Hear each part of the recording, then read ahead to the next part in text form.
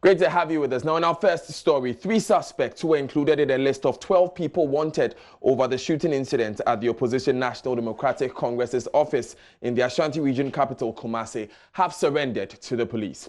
Love FM's Kwesi Deba reports that the suspects, Dauda Ibrahim alias Wayo, aged 40, Ajin Samuel alias Rock, aged 32, and Abdul Ganiu alias Petit, aged 37, were handed over to the police by their counsel, Evans Amankwa, on Thursday.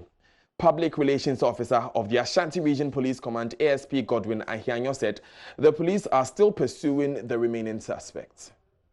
Thursday, 28 February 2019, 3 suspects among the 12 that we declared wanted for their involvement in the unfortunate incident reported to the police command. If you recall, the incident led to the death of one person and the injury of another. They are currently assisting police in our investigations. As we speak, they are in custody. The police is still pursuing the remaining suspects, and I'll use this medium once again to mention them. They are A.W.W. Mohammed alias Warrior, Mijima, Abu Taliban, Sani Mohammed alias Commando, Jafaru alias Elements, Fuseni alias Jauru, Demos, Faiz, and Suleiman alias Akon. They are strongly advised to report in their own interest. The general public is again being urged to volunteer information that can lead to the arrest of the other suspects.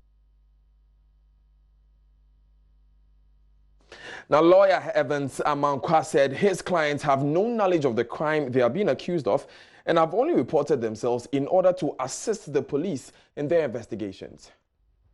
Looking at the offense involved, though they are suspect and innocent, the police will not just decide on that. They have to take a decision on that. So I've spoken with them and they have given the assurance that they will grant them bail. And I've even offered to also stand as surety for them because I brought them. And I will make sure that they also come when the police needs their presence. They are innocent, so they will defend themselves when the need arises. So what if the police refuse to defend them? Well, if the police should refuse them, we will have no option than to wait until Monday and go to court and ask for the bail for them. But it will be unfortunate for the police to refuse them bail. Very unfortunate, because when you declare somebody a suspect, you did not arrest the person tendered himself in through his lawyer. So there's supposed to be some level of good faith in this whole thing. And I expect the police to accord us with that good faith. So I expect them to grant them the bail. Back to Accra now, and initial analysis by ballistics experts from the Ghana Police Service reveal 19 gunshot marks seen on trees and structures few meters away from the NDC's parliamentary candidate Kwesi Brimpon's residence were fired by persons positioned at the right side of the building. The source of the gunshots have been a controversial subject for the Short Commission to deal with, as the National Security SWAT unit has insisted it's responsible for firing only 6 warning shots. The Short Commission probing the incident visited the Ayawaso West constituency on a fact-finding mission. There's more in the following report. Gunshots were fired.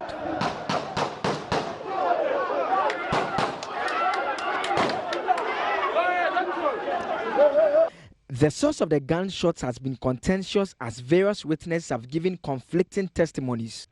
Later, they also said they heard gunshots coming from within the compound of the house.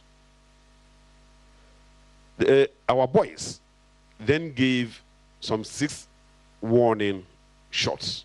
There were many, my lord. Many. If I'm not mistaken, they were holding them. I'm not mistaken, it will be over 20. per what I saw. Okay.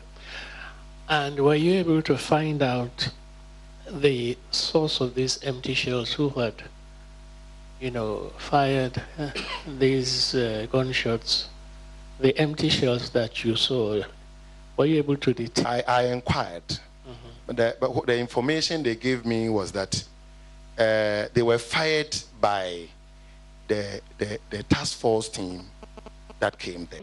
I saw them point directly into the crowd, in the direction of the crowd, and fire. Ballistics expert with the police CID, Michael Kujo, told the commission that more than 19 gunshot marks seen on structures opposite the residence of the NDC parliamentary candidates were from the right side of the building, contrary to testimonies suggesting they were fired from within. For the angle, I don't know for one shot, but mostly once it's targeted at this one, for one shot I think mostly it should be up. So once it's targeted at an object below the height of maybe a normal human being, then I don't see it as a warning shot. And therefore you conclude that they were potentially aimed? They were even not aimed at a tree, but aimed. I may say so. I don't know whether the gun was coming from this direction. The shots were coming from the left to my right. He also told the commission the bullets could have caused injury to persons standing few meters away from the house. So none of these bullets could create, unless maybe the person was ahead of the marks here. But where was the blood found? That was in this area. 2 other structures and a vehicle meters away from the residence of the parliamentary candidates were also identified as having gunshot marks. The commission has meanwhile decided it will only engage persons who were present in the constituency during the by-election. The candidate who actually won, that is the MP, was not on the scene. She was not here. She never was here for the entire time. Everything she knows about this incident, she heard from someone. Therefore, she's only at best a secondary witness. And the commission therefore came to the conclusion that, frankly, apart from having won the election, there's nothing she's going to tell us, apart from speaking on the basis of things people have told her. The commission will continue with its proceedings on Monday, as is expected to take testimony of a number of witnesses connected to this particular violence that they are trying to unravel the circumstances leading to it. Reporting for JoyNews from Laba Oleshi, my name is Joseph Akable. Now, away from that, government says it will use legal means to retake the AYENSU STARCH factory from the Jospon group of companies after it failed to revamp the company 2 years after takeover. Government in 2016 handed over 70% shares of the company to Tiberius, a subsidiary of the Jospon Group, at a cost of $4.4 million US, but the company paid only $2.2 million and has not invested any more in the company. Responding to questions on the floor of Parliament, Trade Minister Alan Tremanting disclosed the government is taking steps to reclaim the company. The government in August 2016 offered 70% of its shares in the AYENSU STARCH company to Tiberius Company Limited, a company which is affiliated to the Jospon Group of companies. Mr. Speaker, Tiberius Company accepted and made an initial payment of $2,269,500 US, representing 51% of its $4,450,000 US obligation as the purchaser. And since then, Tiberius has made no further payments. The company has failed or refused to fulfill its obligations under the purchase agreement and has defaulted on all other revised payment schedules. Furthermore, the company has abandoned the factory and left the workers idle and without compensation. Mr. Speaker, in the light of these and other developments, the Ministry, through the transaction advisors, PwC, informed the company of its decision to take over the AYENSU STARCH company in a letter dated 20th December 2018. The company, however, in a letter dated 14 January 2019, indicated its refusal to hand over possession to the ministry, although the company has abandoned the factory, putting the plant and machinery at risk. Mr. Speaker, we are currently seeking legal advice on the next line of action to take to restore the company to government ownership. We stay in Parliament because the minority is warning the cost of road projects and the Sino Hydro facility will increase by about 25% as a result of the depreciation of the city. Parliament approved the about $600 million project last year for the construction of roads and other infrastructure.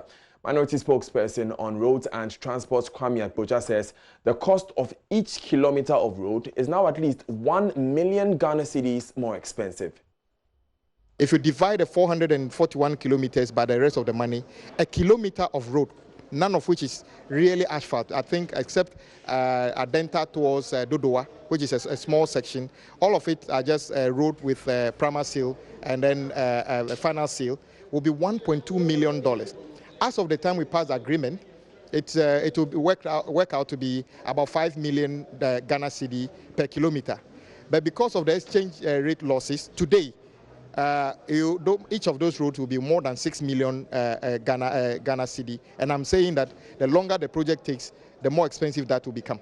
The project is in this country, and if you consider the fact that the dollar is today on where you and I will buy it, some people say the interbank rate, but you and I don't go and buy dollar from the bank easily. We buy it from the ordinary people or the forex bureaus. It's 5.5 cedis per the dollar. And if government would have to claw resources from this country to pay for that loan, it means that the cost even to government has gone up, even though we haven't even started paying and the loan is not even in. Nobody even knows when that loan is going to be in for us to even start the project. So it's a concern. Away from that, the Criminal Investigations Department, CID, has agreed to a plea by the National Democratic Congress to postpone a meeting with the party's chairman Samuel Ofosu Ampofo. According to a member of the NDC's legal team, Abraham Amaleba, Mr. Ofosu Ampofo is bereaved and will need more time before honoring the invitation of the CID. The CID invited the NDC chairman after he was allegedly heard in a recording they say has its security implications. Been waiting here for the past 2 hours, but eventually the meeting has actually ended. Behind me are members of the NDC legal team. We have lawyer Chris Akume. We also have Victor A.W.W. and then Abraham Amaleba. Well, they've been here meeting the hierarchy of the police here. They've been pleading for some time and postponement of the meeting between the chairman of the National Democratic Congress, Samuel Ofosu Ampofo, who was invited by the CID for questioning. We've been speaking to a member of the legal team, Abraham Amaleba. Well, due to some circumstances, our chairman was not able to make it. And so we came in here to plead with the police to allow us time to be able to come with our client. Now, they have agreed to reschedule. However, they will get back to us with the date and time to reschedule. We've also submitted a letter to be on record that we are asking for postponement. That is to say that we respect the police and we respect the CID, and so we didn't just want to leave it at that. And so it's on record that we've brought in a letter to deal with the postponement. But what would be the defense of the legal team? Because we've had two things out there, one admitting to the audio, to the voice of the chairman in the audio, another one also denying his voice. You can see that we are 3 lawyers here representing Ofosu Ampofo. We have not also heard the tape ourselves. In fact, yesterday when we were here, we asked the CID to provide us with the tape, the particular tape that they think was offensive. And they indicated to us that when we come with him, they will play the tape for us. So until we get to that point, we are unable to substantiate or comment on the contents of the tape. You said you've not heard the tape at all? We've not heard the tape that the police, is what we heard from the media. Okay. We don't know. There are a number of tapes all over. We don't know which one. And so when we came here yesterday, we were requesting, can they provide us with the exact tape? And they said that when we come with Ofosu Ampofo, they will make that available. It's the chief mourner following the death of our comrade Lee Okrain. And so he has led a delegation after yesterday's ceremony to Jomoro. He's out of town. He would have made it, but he's out of town. He's not a fugitive. I've always maintained that. And he will make himself available. Yeah. Thank you. To finances now, and Vice President Dr. Mahmoud Bawumia has expressed confidence in Ghana's economy, reiterating a promise to build a robust economy even as the cedi continues to depreciate against the dollar and other major trading currencies. Dr. Bawumia is certain that government will build a strong economy in the coming days.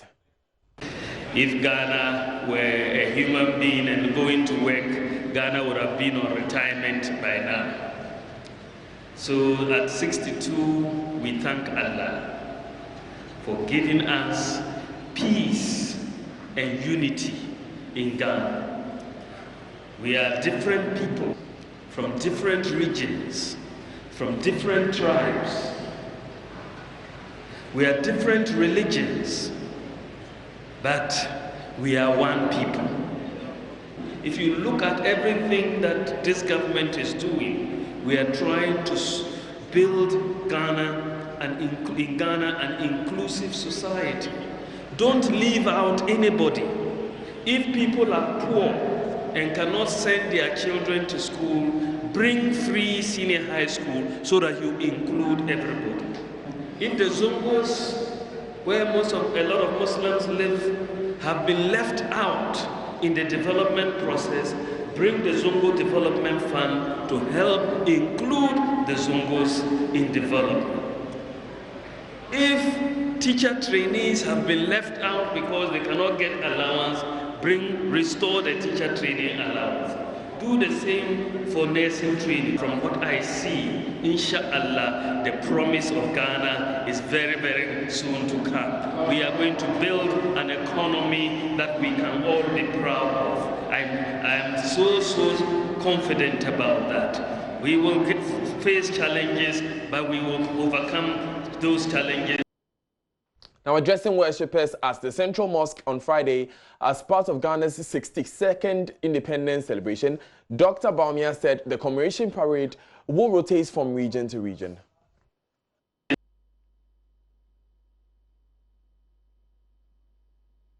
Independence. This year's Independence Day celebration is going to go to Tamale so that we can let everybody feel a part of independence. And we are not going to stop there. Next year, we'll go to a different region. And the next year, inshallah, we'll go to a different region. So that everybody will feel a part of this one nation, this special nation that we call Ghana. Christian prayers are expected to be held in churches across the country on Saturday and on Sunday. Daniel Daze, more to come after this.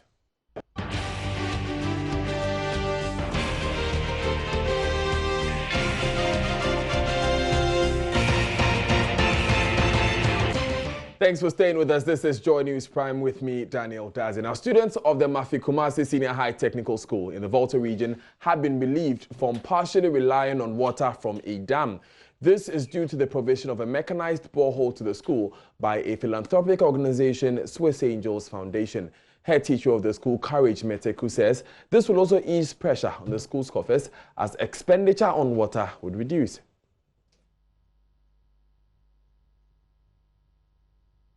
Access to enough water. Maxtech receives supply from Afrowood Consult, which charges their school over 7,000 Ghana cedis monthly.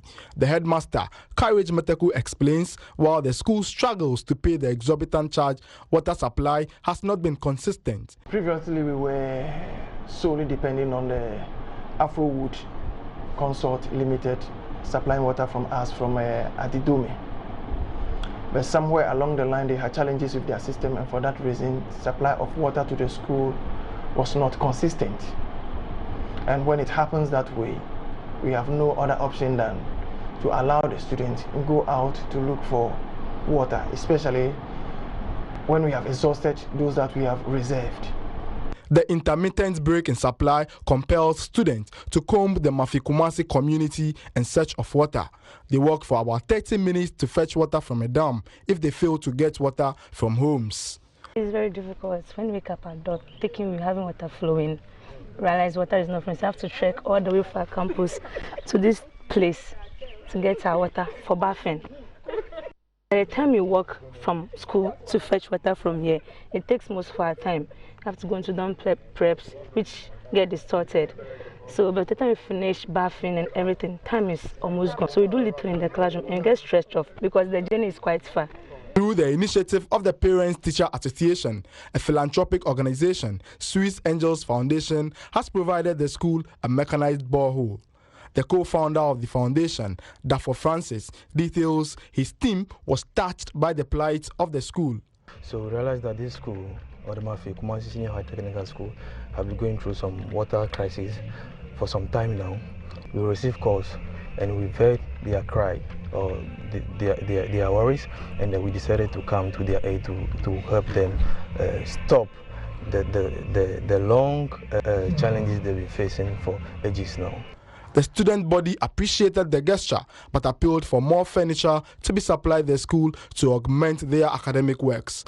Fred Kwame Asari, Joy News, Mafi Kumasi.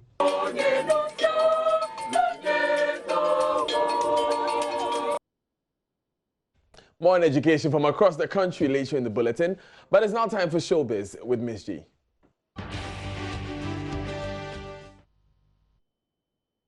Thanks for staying with us. More news now, and the Bosomtwe District Health Directorate in the Ashanti region has launched a public education drive on rabies prevention, which will also see to the vaccination of 7,000 dogs. Now, though the district has recorded only one death from the disease since its creation in 2016, increasing reports of dog bites from 71 in 2016 to 121 in 2018 have prompted the campaign with assistance from UK-based Mission Rabies with collaboration from the Regional Veterinary Office, the local assembly and the Ghana Education Service.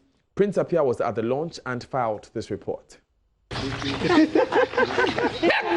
dog is a year and a half old but has never been vaccinated. Today is the first time it's being vaccinated after its mother and other puppies died mysteriously. The owner, 8-year-old Kofi Amoa, is excited. And he's 1 year and some months old. When a mom gave birth, they were about 7, and all of them are dead. It's left only him. And it hasn't vaccinated before. This is the first time. Industry watchers advise all dogs should be vaccinated for rabies at 14 weeks of age and then again at 1 year of age. This means Kofi's dog could have contracted rabies here in the Bosomtwe district of the Ashanti region, but for the free vaccination. All of the rest that they die about sickness, and so maybe this one too could die about that. That's why we brought it to vaccinate. The district is one of the few that have been instrumental in the fight against rabies in the region. Reports on dog bites in the district have increased from 71 in 2016, 99 in 2017, to 121 in 2018. A trend that Bosomtwe District Director of Health, Dr. Moses Jimate, has attributed to the educational campaigns. When we did a campaign, September 28 was when we launched the campaign in the district. So from October, November, December, that is just 3 months. That's a quarter of the year. The number of dog bites that were reported just for 1 quarter was more than the first 3 quarters.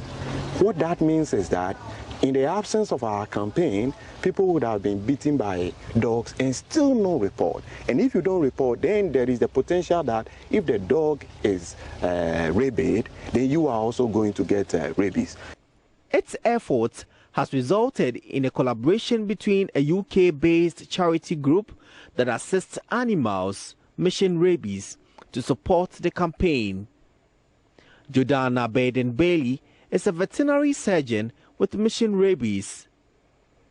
She says 7,000 dogs will benefit from the free vaccination in the districts. We estimate this to be at least 5,000 dogs, but we'll know more by the end of this project. The hope hope is that by vaccinating at least 70% of all the dogs within the district, we can then eliminate rabies from the area. Meanwhile, Dr. Moses Jumate is positive that increased campaigns and education will help achieve the World Health Organization target of no human should die of rabies by 2030. 99% of human deaths from rabies are due to engagement with the dogs, either through scratches or through bites. The important aspect is if we get all our dogs vaccinated every year, then they will not get rabies. So the active vaccination component of the project lasted for 2 weeks. Prince Apia reporting. Now, in an independence message to the president, some selected children have urged President Akufo-Addo to strengthen the security in the country and also fight corruption. The children argued that the fight against corruption in the public sector will free up money for socio-economic development. The children were speaking at a ceremony ahead of Ghana's 62nd celebration of independence. At the 16th Presidential Award ceremony that recognizes students who excel in the Basic Education Certificate examination, the children had an appeal to the president. Mr. President, we, the children of Ghana, would be very grateful if you could use your high office to eliminate all forms of corruption. This will enhance development in the country. Mr. President, we would be very grateful if importation and purchase of some foreign goods could be discouraged to promote the production and purchase of made-in-Ghana goods, such as food items and clothes. This will enhance the development of our nation and reduce unemployment. We take this opportunity to recognize the leadership by example of using made-in-Ghana clothing even at official functions. Furthermore, Your Excellency, it is also our humble request that measures are put in place for waste management in both our homes and public places. The children also commended the president for the introduction of a free senior high school policy, the planting for food and jobs, and other social intervention programs. Education Minister Dr. Matthew Opoku-Prempeh indicated government is not deterred by opposition to the planned reforms in the sector. According to him, ongoing review of mode of teacher training, access to education, leadership and accountability, among others, will continue to receive attention of the ministry. This government is pursuing several reforms in education in a bid to improve outcomes in our schools to drive national development. These include the areas of curricular reform, teacher training reform, technical and vocational training and education, improved access, school leadership and accountability, and several others.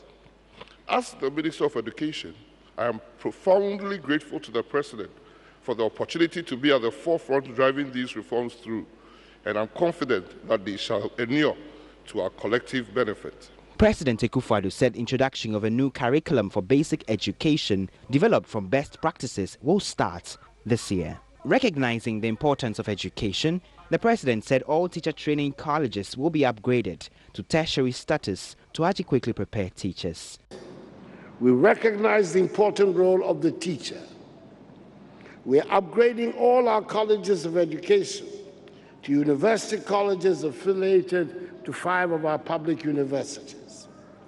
In September last year, we introduced a 4-year Bachelor of Education BA degree program to replace the diploma in basic education. Ultimately, this means that a first degree will be the minimum requirement for teaching at any level of our education system. We've also conducted the maiden teacher licensure examination to ensure that potential teachers acquire a professional license and meet national teaching standards of knowledge, skills, values, and attitudes required to deliver quality education in our schools. Out of 28,757 applicants who sat for the first exam, 21,297 passed, a healthy beginning for the new system. This year's event saw 24 students from the regions and districts awarded with special prizes.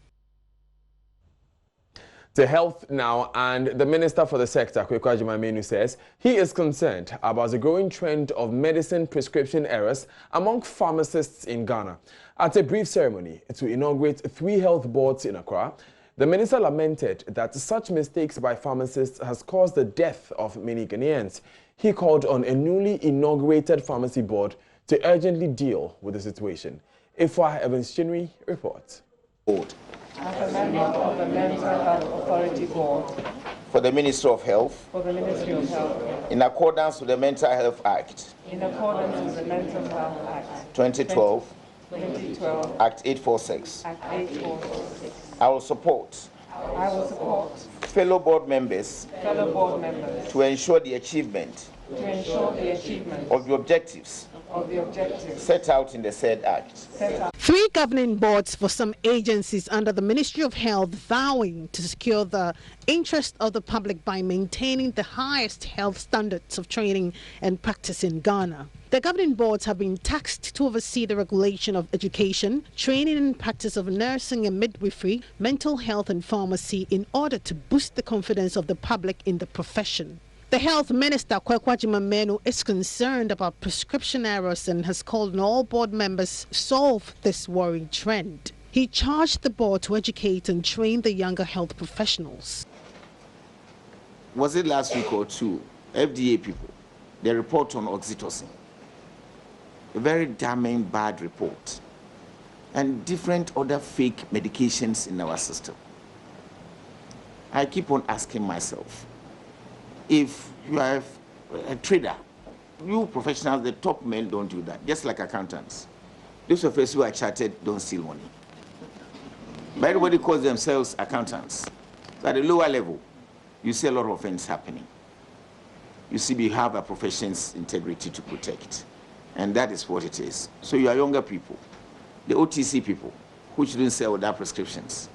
They do a lot of things. And I'm expecting that by training, specialization and things, you will help us stop those things that go on.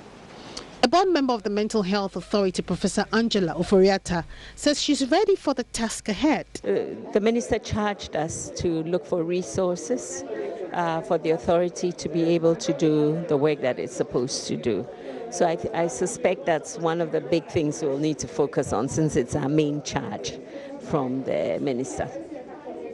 And then, of course, look at access to care. For me, my passion is access to care for people living all around the country, so they don't need to leave their families when they're not well, that on their doorstep they'll have a community mental health nurse or a nurse practitioner or a psychologist close enough to them to make a difference to getting well. And then maybe look at educating the public on self-care, how to prevent becoming seriously mentally ill. The Ministry of Health says the board members were selected based on their competence and wealth of experience. Now, it's been 196 days since Priscilla Blessing Bintum, the first of the 3 females believed to have been kidnapped in Takoradi, disappeared. Of the other 2, Ruth Love Kwesen has been gone for 85 days. House Priscilla Mantibia Kranche has been gone for 68 days. JoyNews has since waged a campaign to help find the girls, and together with families of the girls, we demand swift and consistent action from the state security agencies. For you, our viewers, we've urged you to put up a post on social media with the hashtag #BringBackOurTardy Girls.